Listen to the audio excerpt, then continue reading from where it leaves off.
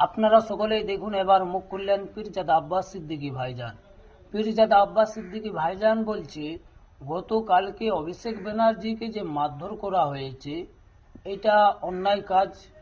ভারতের সংবিধান, ভারতের আইন অনুযায়ী এটা কিন্তু অন্যায় কাজ।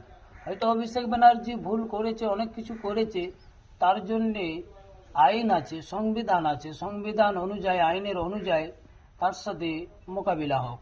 কিন্তু তা বলে তাকে মারধর করাটা এটা কিন্তু অন্যায় কাজ।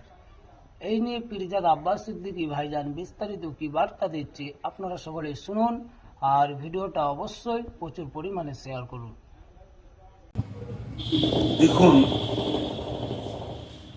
কর্ম যেমন হবে ফল তো তেমন ভোগ করতে হবে, এটা একটা বিষয়। তবে কাউকে মুখে দুটো কথা বলা আর কারো গায়ে হাত তোলা দুটো কিন্তু এক নয়। কেন, একটা সময় বা বর্তমান সেদিন এমপি, একটা এমপি যদি পশ্চিম বাংলায় জনগণের হাতে নিরাপদ না হয়, তাহলে যে সরকার আজকে চালাচ্ছে বা এসেছে, সে সরকার এসেই যে ব্যর্থ হচ্ছে তার প্রমাণ করছে। কেন, তার কর্ম অবশ্যই ভুল করেছে, অনেক জানি, তার জন্য হয়তো স্লোগানে অনেক কিছু বলেছে, সেটা ভিন্ন বিষয়।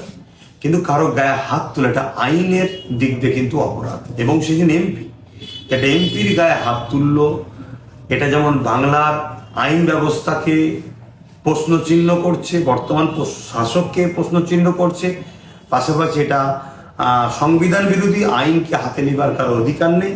এটা জঘন্যতম অন্যায়। অবশ্যই যারা এই কাজ করছে তাদের বিরুদ্ধে ব্যবস্থা নেওয়া দরকার, আমি মনে করি।